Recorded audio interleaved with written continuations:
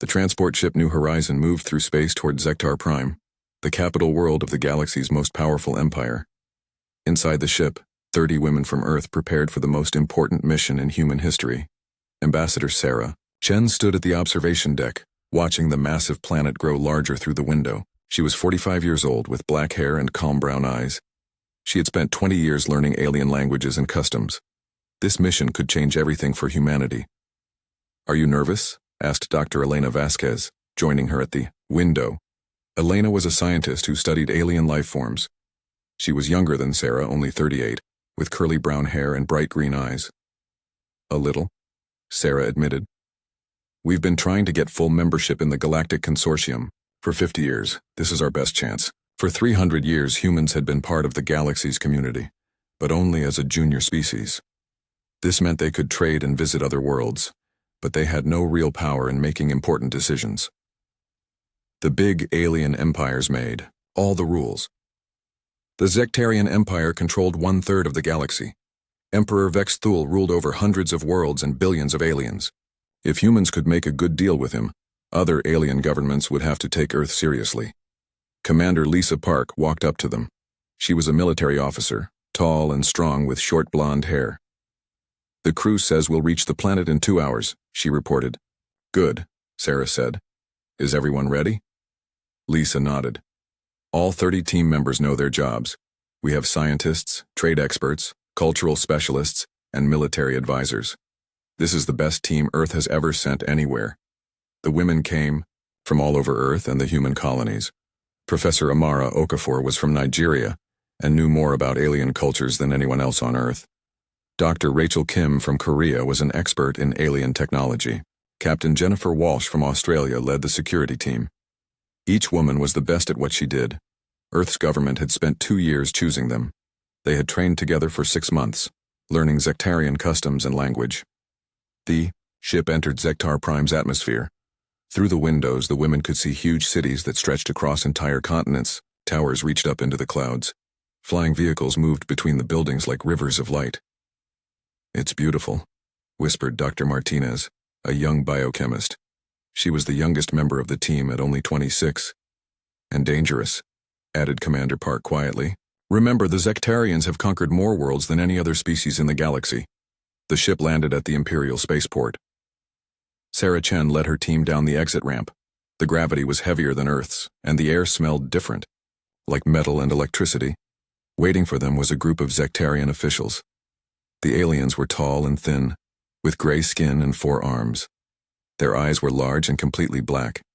They wore long robes covered in symbols that showed their rank. "Welcome to Zectar Prime," said the lead official. His voice was deep and strange. "I am Prime Minister Kolvex. His Imperial Majesty Emperor Vex Thul awaits your presence." Sarah bowed in the Zectarian style. "Thank you for receiving us, Prime Minister. We are honored to be here." The humans were taken to the Imperial Palace in floating vehicles. The palace was enormous, bigger than any building on Earth. Its walls were made of black stone that seemed to shine with inner light. Inside, the corridors were wide enough for hundreds of people to walk side by side. Strange alien art covered the walls. The ceiling was so high that clouds formed near the top. They were brought to their quarters in the guest wing. Each woman had her own room, but they were allowed to move freely through their section of the palace. That evening, they had their first meeting with Emperor Vex Thul. The throne room was the size of a football field. The emperor sat on a throne made from a single piece of crystal.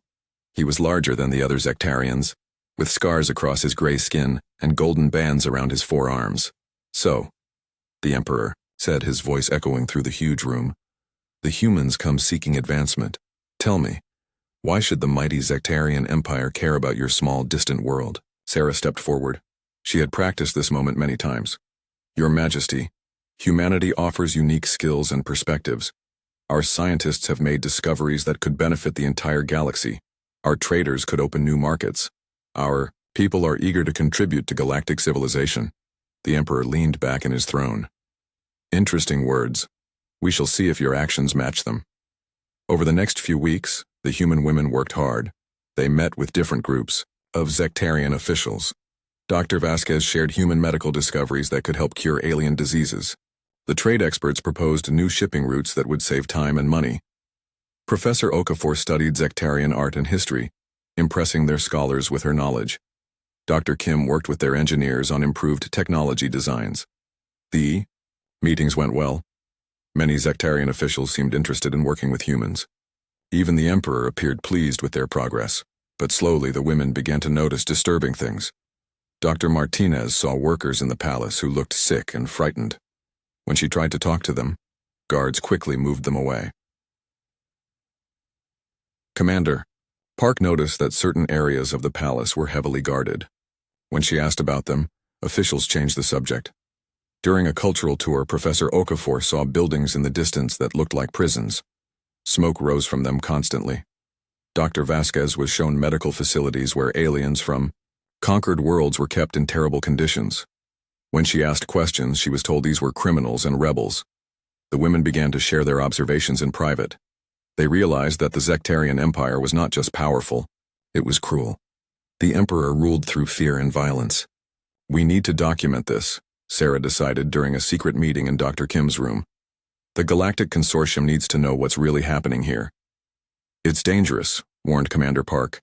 If they catch us investigating, the negotiations will end immediately. More than that, added Professor Okafor, we could end up in those prison facilities ourselves. Sarah looked around at her team. These were the best women Earth had to offer. They were brave, smart, and dedicated to doing what was right. We came here to help humanity, she said. But we're humans first. We can't ignore suffering just to get what we want. Dr. Vasquez nodded. My grandmother always said that power without compassion is just tyranny. We have a duty to expose this. The other women agreed. They would continue with the trade negotiations, but they would also secretly gather evidence of the Empire's crimes. Using their access to different parts of the palace and city, they began their investigation. Dr. Martinez recorded medical experiments being done on prisoners. Commander Park documented the locations of hidden military facilities. Professor Okafor discovered historical records showing how the Empire had destroyed entire civilizations.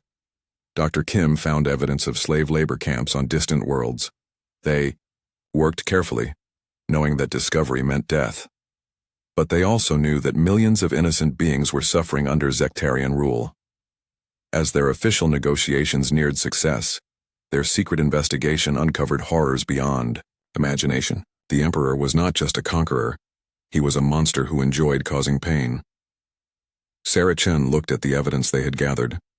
It was enough to bring charges against the Empire in the Galactic Court of Justice. It was enough to change everything. She had no idea that Emperor Vexthal already knew exactly what they were doing. The morning started like any other. Sarah Chen woke up in her guest room and prepared for another day of negotiations. The trade agreements were almost complete. In just a few more days, humanity would finally achieve full membership in the Galactic Consortium. She walked to the dining hall where the other women were eating breakfast. Dr. Vasquez was reading reports on her tablet. Commander Park was discussing security protocols with Captain Walsh. Everyone seemed hopeful. Good morning, Ambassador, said Dr. Kim cheerfully. I think today's technology sharing meeting will go very well. Sarah smiled. I hope so. We're so close to achieving everything we came here for. But something felt wrong. The Zectarian servants were acting strangely. They avoided eye contact and seemed nervous.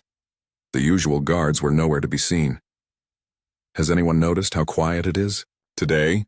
Asked Professor Okafor, looking around the dining hall. Before anyone could answer, the doors burst open. Dozens of Imperial guards marched in, carrying energy weapons. Their black uniforms bore the Emperor's personal symbol, a red claw on a silver background.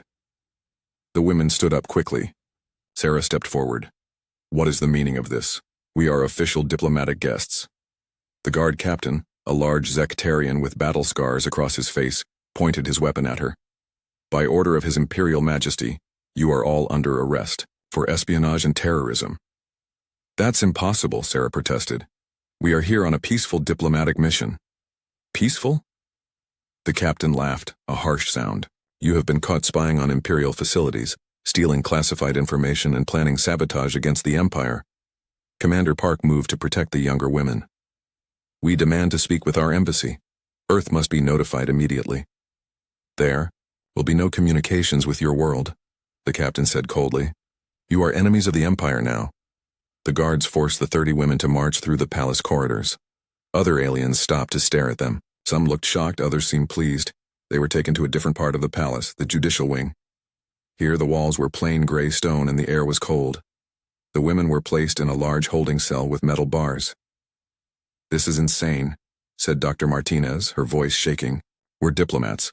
We have protection under galactic law." "Galactic law means nothing here," replied Professor Okafor grimly. "The Emperor makes his own rules." Hours passed. The women tried to stay calm, but fear was growing. They had heard stories about what happened to the Emperor's enemies. None of those stories ended well. Finally, guards came to take them to the Imperial Court. The throne room had been transformed into a courtroom. Hundreds of Zectarian officials filled the viewing areas. News cameras from across the galaxy were recording everything. Emperor Vexithul sat on his crystal throne, looking down at the human women with cruel satisfaction. His 4 arms were spread wide, showing his power. "Citizens of the galaxy," he announced, his voice booming through speakers. "Today you witness the trial of 30 human spies who dared to violate the sacred sovereignty of our empire." Sarah tried to speak. "Your Majesty, we—" "Silence," the Emperor roared. "You will speak only when permitted, human." A Zectarian prosecutor stepped forward. He was thin and pale, with cold black eyes. "These humans came to us pretending to seek peaceful trade. Instead, they spied on our facilities, stole our secrets, and planned acts of terrorism against our people." He showed holographic evidence on screens around the courtroom. The women watched in horror as their secret investigations were displayed. Every hidden recording, every document they had copied, every prisoner interview, all of it was there. They recorded classified military installations, the prosecutor continued. They documented our lawful punishment facilities. They contacted enemies of the Empire and shared state secrets. Dr. Vasquez whispered to Sarah, "They've been watching us the entire time. This whole diplomatic mission was a trap." Sarah felt sick. The Emperor had never intended to negotiate fairly. He had brought them here to humiliate humanity in front of the galaxy. The prosecutor finished presenting his case. Then Emperor Vexthul stood up from his throne. The room fell completely silent. "The evidence is clear," he declared.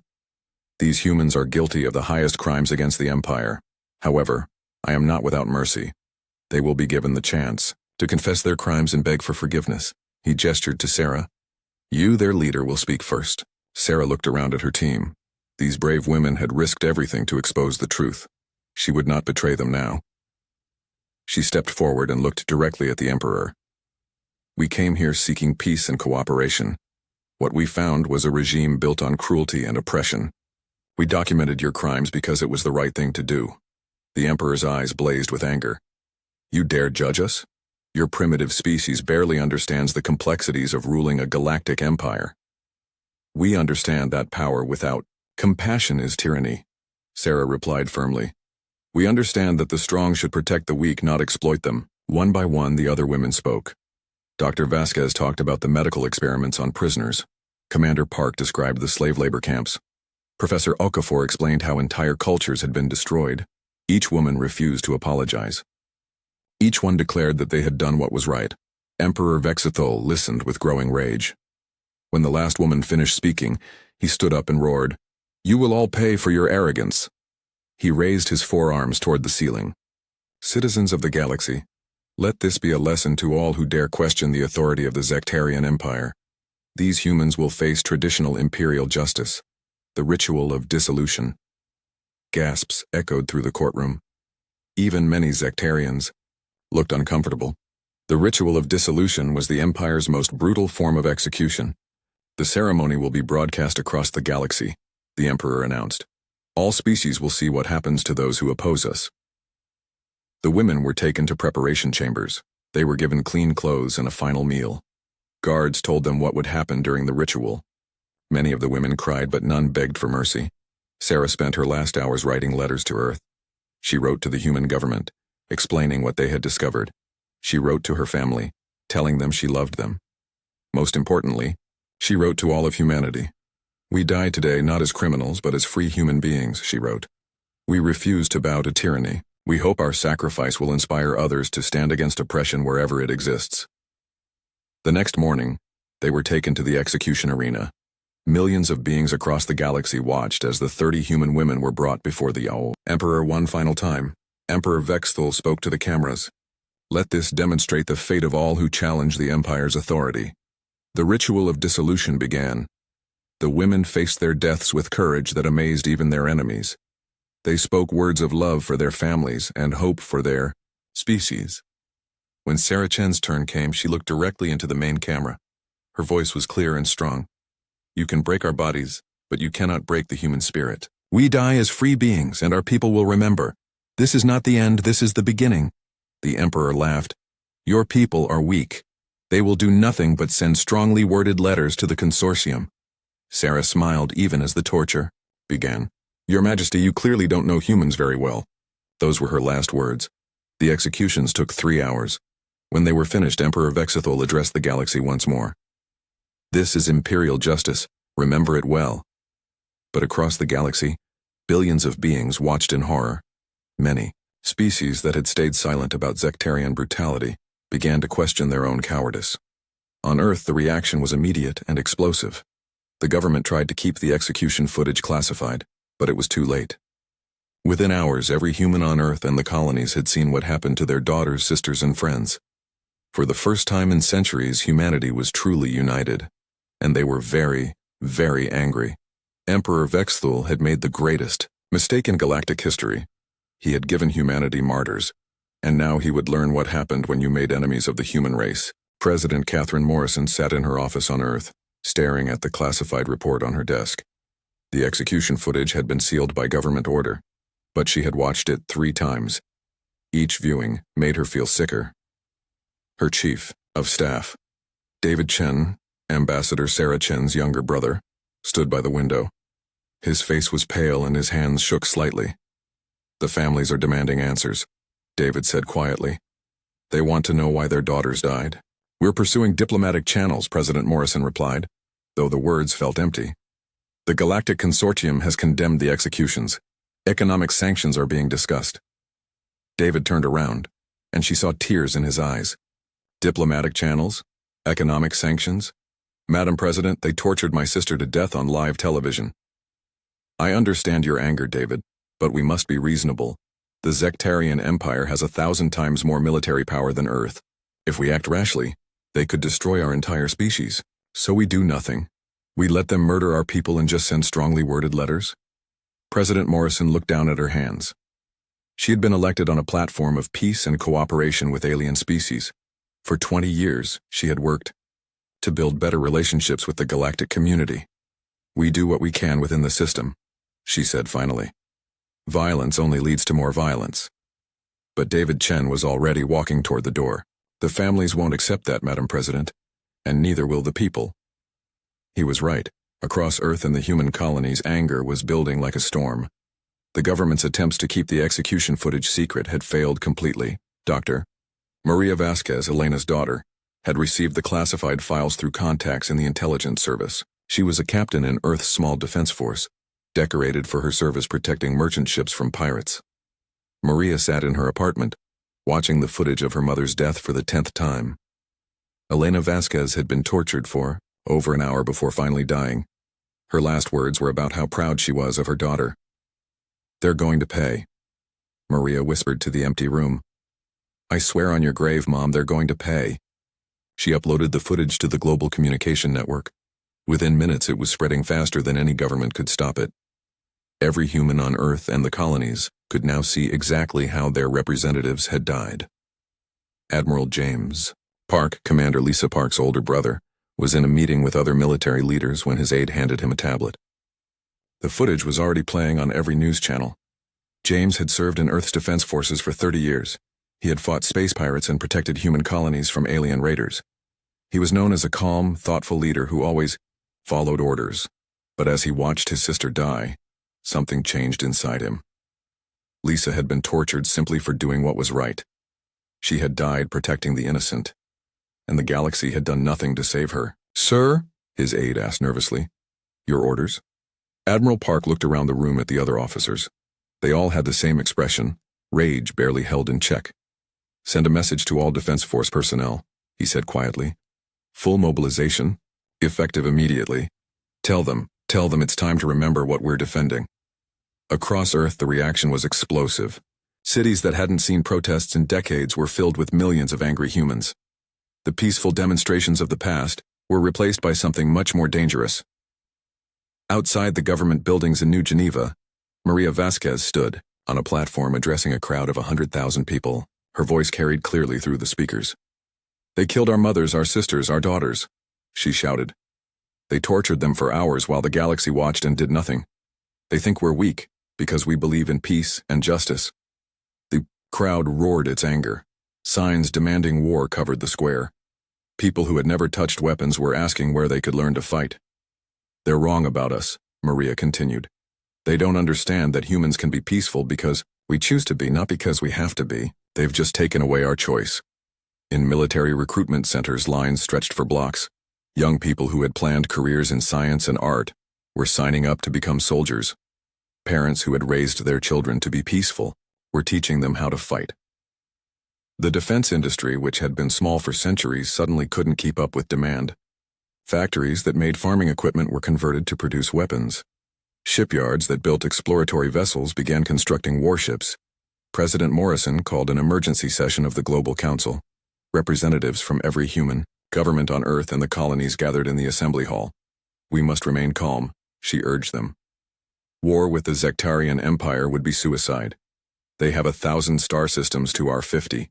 They have weapons we can't even imagine. The representative from Mars colony stood up. He was an older man whose daughter had died in the executions. "Madam President, with respect, my daughter knew the risks when she accepted the diplomatic mission. She went anyway because she believed in justice. Now you're asking us to abandon justice because we're afraid." "I'm asking you to be realistic," Morrison replied. "The consortium has promised to increase pressure on the Empire. Economic sanctions will—" "The consortium is terrified," interrupted the representative from Europa Station. "Half their members are afraid the Empire will attack them next. They won't risk their own safety for 30 dead humans." Around the room, other representatives nodded. The message was clear. Humanity was alone in this. Morrison felt her control of the situation slipping away. "What are you suggesting? That we declare war on the most powerful empire in the galaxy?" Admiral Park entered the chamber. He wasn't supposed to be there. Military leaders weren't allowed in political meetings, but the guards had let him pass without question. "Madam President," he said formally, "I need to report that military recruitment has exceeded all expectations. We have more volunteers than we can process. Defense contractors are working around the clock. The colonies are contributing resources at unprecedented levels." "Admiral, you're out of line," Morrison said angrily. "I didn't authorize any military buildup." "You didn't need to," Park replied calmly. "The people authorized it, and the people are demanding action." He activated a holographic display showing recruitment numbers, industrial production figures, and public opinion polls. The statistics were staggering. 93% of humans support military action against the Zectarian Empire, he reported. Military recruitment is up 2,000%. Industrial production has increased 500% in just 2 weeks. Morrison stared at the numbers in shock. "This is madness. We'll be destroyed." "Maybe," Admiral Park admitted. "But we'll be destroyed fighting for what's right, instead of living as cowards who abandoned our own people." The representative from Titan Colony spoke up. "Admiral, what do you need from us?" "Complete industrial conversion," Park replied immediately. "Every factory, every shipyard, every resource extraction operation needs to be focused on the war effort. We're not just fighting for revenge, we're fighting for the survival of human dignity." One by one, the colonial representatives voted to support full military mobilization. Morrison watched helplessly as her government was swept aside by the tide of human anger. Maria Vasquez had joined Admiral Park in the assembly hall. She stood at his side as the votes were counted. "Admiral," she said quietly, "I want to volunteer for whatever mission you think will hurt them the most." Park looked at the young woman. She had her mother's eyes, but there was something harder in them now. "Captain Vasquez, I'm forming a special operations unit. The kind of missions that governments usually deny exist. Are you interested?" "Sir, if it means making them pay for what they did to my mother, I'm interested in anything." As the Global Council voted to withdraw from all galactic treaties and begin military preparations, President Morrison made one last attempt to maintain peace. This is our final chance to prevent a war that could destroy us all, she warned. Are you absolutely certain this is what humanity wants? The answer came from outside. Through the windows of the assembly hall they could hear the sound of 1,000,000 human voices chanting in unison. Remember the 30. Remember the 30. Remember the 30. Morrison closed her eyes and signed the declaration. Humanity was going to war. In his palace on Zectar Prime, Emperor Vexthul watched the news reports from Earth with amusement. The humans were angry, but anger without power meant nothing. Let them build their little war machine, he told his advisors. When they come, we'll crush them like insects and broadcast their destruction across the galaxy. It will be an even better lesson than the executions. The Emperor had no idea that his intelligence services had completely failed to understand what humans were really capable of when they stopped holding back. 6 months after the executions, Admiral James Park stood in a command center that didn't officially exist. The facility was buried deep inside an asteroid in the outer reaches of human space, hidden from all galactic monitoring systems. Around him, holographic displays showed the true scope of humanity's military buildup. What the rest of the galaxy saw was just the surface. The real preparations had been going on in secret for decades. Status report, Admiral Park ordered. Colonel Sarah Kim, Dr. Rachel Kim's younger sister, stepped forward. She had been working on classified weapons projects for the past 10 years, officially researching defensive technologies and theoretical applications. Sir, the quantum strike systems are operational. We can now target any location in the galaxy instantly, bypassing traditional space travel completely. Admiral Park nodded. Humanity had been secretly developing faster-than-light weapons technology for 50 years, always disguised as scientific research. The Galactic Consortium had rules against developing such weapons, but those rules only applied to species that followed galactic law. What about the nanite swarms? He asked. Fully deployed, replied Dr. Martinez's nephew, Captain Luis Martinez. He was a young engineer who had inherited his aunt's brilliant mind. We have nanite clouds positioned throughout Zecatarian space. They're undetectable until activated. Then they can disable entire fleets in minutes. These weren't the only secrets humanity had been hiding. For 3 centuries, while pretending to be a peaceful species, human scientists had been quietly developing the most advanced military technology in the galaxy. Captain Maria Vasquez entered the command center, still wearing her combat armor from a training mission. Over the past 6 months, she had become one of humanity's most effective special forces operators. Admiral, she reported, the raid on the Zectarian supply depot was successful. We captured their latest shield technology and 3 of their advanced fighters. Any casualties? Park asked. None on our side, sir. The enemy never knew we were there until it was too late. This had been humanity's first strike against Zecatarian forces. A small team led by Maria had infiltrated a heavily defended supply station and stolen advanced military equipment. More importantly, they had proven that human forces could operate deep in enemy territory. Admiral Park smiled grimly. The raid had been a test, both of human capabilities and Zectarian responses. The Empire's military was powerful but slow to adapt. They had been dominant for so long that they had become overconfident. Sir, Colonel Kim said, activating another display, we have a problem.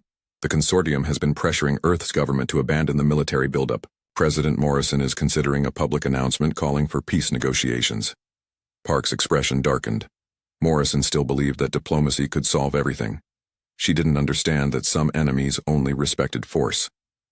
What's the public opinion on Earth? He asked. 96% support for military action, Maria answered. If Morrison tries to stop the war preparations, there will be massive protests. The people haven't forgotten what happened to our women. Admiral Park looked around the command center. These people represented the best of humanity, brilliant, dedicated, and absolutely determined to make the Empire pay for its crimes. It's time, he decided. Colonel Kim, prepare the quantum strike demonstration. Captain Vasquez, ready your teams for Operation Thunderbolt. Captain Martinez, activate all nanite systems. Sir? Colonel Kim asked. Are we moving to active operations? Not yet. But we're going to show President Morrison exactly what we're capable of. She needs to understand that this war is happening whether she supports it or not.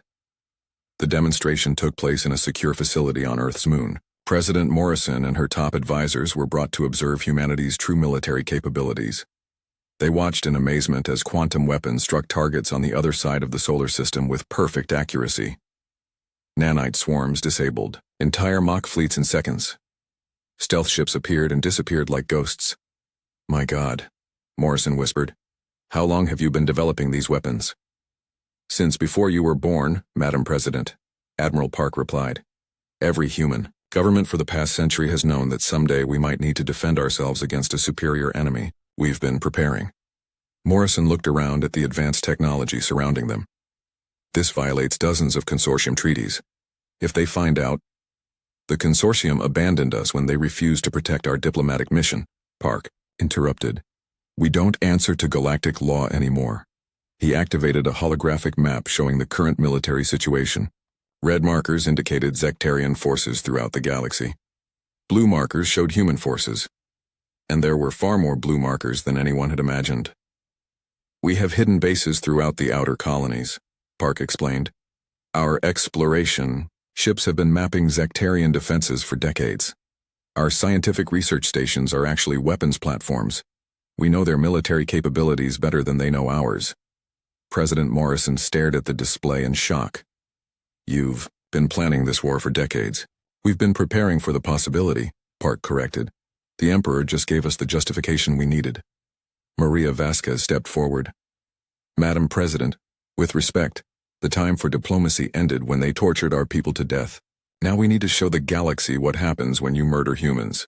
Morrison looked at the young captain. Maria had her mother's intelligence but also something harder, a determination that wouldn't be stopped by politics or fear. "Captain, what you're suggesting could lead to the destruction of our entire species." "What they did already tried to destroy us," Maria replied firmly. "They wanted to break our spirit, to make us afraid to stand up for what's right, but they miscalculated. They made us angry instead." Admiral Park activated another display showing global support for military action. The numbers were overwhelming. Humans everywhere were demanding war. "Madam President, you have a choice. You can lead humanity into this war or the people will find someone who will. But the war is happening either way." Morrison was quiet for a long time, studying the displays around her. Finally, she spoke. "What do you need from me, Admiral?" "A declaration of war, complete withdrawal from all galactic treaties, and authorization for unrestricted military operations against the Zectarian Empire." Morrison closed her eyes. When she opened them, her expression had changed. The peaceful diplomat was gone, replaced by a war leader. "You'll have it within the hour, but I want complete transparency with the public. No more secret operations. If we're going to war, humanity deserves to know exactly what they're supporting." 3 hours later, President Morrison stood before the cameras to address not just Earth but the entire galaxy. "Fellow humans and citizens of the galaxy," she began. 6 months ago, the Zectarian Empire brutally executed 30 innocent women who were serving as diplomatic representatives. They did this not for any crime, but to demonstrate their power over those they consider inferior. The cameras showed the faces of the 30 women, each one a reminder of what had been lost. "For 6 months we have sought justice through diplomatic channels. We have appealed to the Galactic Consortium for protection under interstellar law. We have offered to negotiate, to find peaceful solutions to our differences." Morrison's voice grew harder. "The response has been silence, cowardice, and empty words. The galaxy has shown us that justice is a lie when faced with superior force." She paused, letting her words sink in across billions of worlds.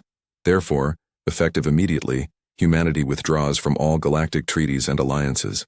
We no longer recognize the authority of the consortium or any other galactic body. We will govern ourselves, defend ourselves, and seek justice for our people ourselves." The Emperor's throne room was filled with his advisors, all watching the human president's speech with amusement. "Let them make their grand speeches." Vex Thul laughed. "Their tiny fleet will be destroyed in minutes when they finally attack, but—" Morrison wasn't finished. "To Emperor Vex Thul and the Zectarian Empire, you have 72 hours to surrender the Emperor for trial in human courts. You will also surrender all officials responsible for the executions and provide reparations to the families of the victims." The Emperor's laughter grew louder. "Surrender? To humans? This is the most amusing thing I've heard in centuries." Morrison's final words cut through his laughter like a knife. "If these demands are not met, humanity will consider itself at war with the Zectarian Empire. You wanted to demonstrate your power by murdering innocents. Now you will learn what happens when you make enemies of the human race." The broadcast ended. Across the galaxy, alien species watched in amazement as the small human civilization declared war on the galaxy's most powerful empire. Most thought it was suicide. They were about to learn how wrong they were. Emperor Vexthul's response came, exactly 72 hours later. Instead of surrendering, he ordered the execution of every human diplomat, trader, and tourist still in Zectarian space. 47 more humans died in broadcasts across the galaxy. Admiral Park received the I-Die news while standing in his command center. Around him, officers waited for orders. "Sir?" Colonel Kim asked quietly. The first strikes came without warning. Across 17 different star systems, Zectarian military bases simply vanished in flashes of blue light. The quantum weapons hit their targets at the exact same moment, despite being separated by thousands of light years. On Zectar Prime, Emperor Vexthul was meeting with his war council when the reports started coming in. "Your Majesty," General Colthex reported, his four hands shaking as he read the data. "We've lost contact with the Outer Rim Defense Network. All 17 fortress worlds have gone silent simultaneously." "That's impossible," the Emperor snarled. "No species has weapons that can strike across such distances instantly." "Sir," another general interrupted, "we're receiving distress signals from the inner colony worlds. They report strange mechanical clouds disabling their defense fleets." Admiral Park watched the battle reports from his command center. The opening phase of Operation Thunderbolt was proceeding perfectly. Humanity's secret weapons were performing even better than expected. "Status on the nanite swarms?" he asked Captain Martinez. 100% effective, sir. Every Zectarian fleet caught in the swarms has been completely disabled. Their ships are intact but powerless, dead in space. Colonel Kim looked up from her tactical display. "Sir, we're receiving surrender requests from 12 different Zectarian colonies. They want to negotiate before we attack them." "Ignore the surrender requests for now," Park ordered. "They had their chance for negotiations. Right now, we focus on military targets only." This was crucial to human strategy. Unlike the Zectarians, who terrorized civilian populations, humanity was carefully avoiding non-military targets. Every attack was precisely planned to destroy military capabilities while protecting innocent lives. Captain Maria Vasquez entered the command center, still in her combat armor. She had just returned from leading a strike team against a Zectarian command post. "Admiral, the assault on Fortress Omega was successful. We captured their quantum communication array and their strategic planning computers. The intelligence data is incredible. We now have their complete battle plans." Park smiled grimly. "What did you learn about their defenses?" "They're strong but inflexible, sir. They've been the dominant power for so long that they haven't adapted their tactics in centuries. They expect enemies to attack straight on with conventional weapons. And when the enemy uses quantum strikes and nanite swarms, their command structure falls apart," Maria reported. "Local commanders don't know how to respond to threats they've never seen before." The second phase of the war began 3 days later. Human fleets appeared throughout Zectarian space using the same quantum jump technology as their weapons. Ships that had been hidden in deep space for decades suddenly materialized next to enemy installations. The Zectarian military tried to respond, but they were fighting a completely different kind of war than they understood. Their powerful energy weapons couldn't hit targets that appeared and disappeared instantly. Their massive fleets couldn't chase enemies that moved faster than light itself. On the colony world of Vexthor, a Zectarian admiral watched helplessly as human ships destroyed his orbital defenses in minutes. "How are they doing this?" he demanded of his science officer. "Unknown, sir. Our sensors can barely track their movements. It's as if they're using technology that doesn't follow normal physical laws." "Request immediate reinforcements from the home fleet," the admiral ordered. "Sir, the home fleet is under attack at Zectar Prime. They cannot assist us." For the first time in his career, the admiral felt real fear. The Zectarian Empire had never faced an enemy that could attack everywhere at once. Emperor Vexthul stood in his war room, staring at tactical displays that showed defeat after defeat. In just 1 week, humanity had destroyed or disabled half of the Empire's military forces. "How many ships do these humans have?" he roared at his remaining generals. "Unknown, Your Majesty. They appear to have been hiding fleets throughout the galaxy for decades. Every time we destroy one group, 2 more appear somewhere else." "This is impossible. They're just one small species. We control 1,000 worlds." General Kolthek stepped forward nervously. Your Majesty, perhaps we should consider negotiations. The humans have sent several requests for your surrender. Vexthul's forearms lashed out, knocking the general across the room. Never. The Empire does not surrender to inferior species. But, even as he spoke, the Emperor could hear explosions in the distance. The human fleet had reached Zectar Prime itself. Admiral Park commanded the assault on the Empire's capital from the bridge of humanity's newest warship, the Righteous Fury. The ship was named in honor of the 30 executed women, and there, pictures were displayed on the bridge's memorial wall. Status report, Park ordered. Orbital defenses are down 60%, reported his tactical officer. The nanite swarms have disabled most of their fleet. Enemy ground forces are requesting permission to surrender. Negative. We don't accept surrender from anyone except the Emperor himself.